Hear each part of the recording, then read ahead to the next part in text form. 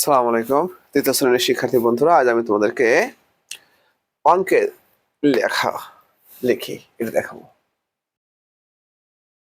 অঙ্কে লিখি, দেখো আমাদের ১ নম্বর অঙ্কটা হচ্ছে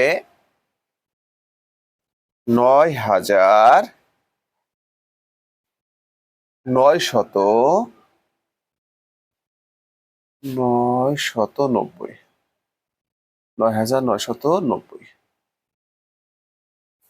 এখন দেখো আমরা এটা কিভাবে করবো। দেখো এটা একক, এটা দশক, এটা শতক, এটা হাজার।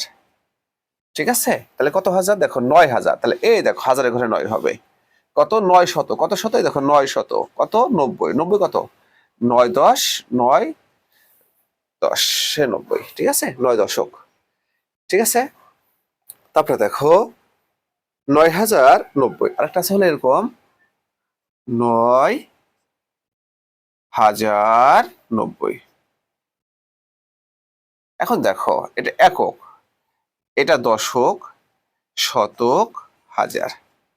তাহলে কত হাজার? দেখো ৯,০০০। এই যে ৯,০০০। ৯০। ৯০ কত? ৯ × ১০ = ৯০। ঠিক আছে, তাহলে যে ঘরগুলো ফাঁকা সেগুলো শূন্য দেবে। দেখো এখানে একটা শূন্য, এখানে একটা শূন্য। ঠিক আছে, একক, দশক, শতক, হাজার। ৯,০৯০।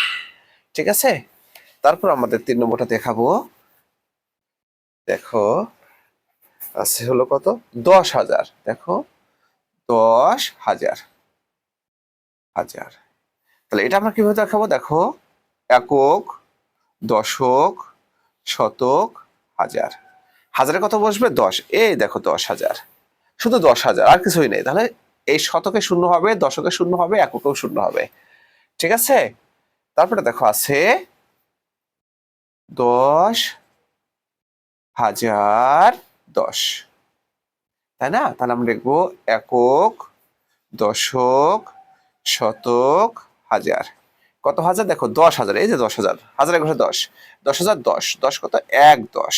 তাহলে এটাও শূন্য হবে, এটাও শূন্য হবে। ঠিক আছে, তারপরে আছে কত? ১৩,০০০।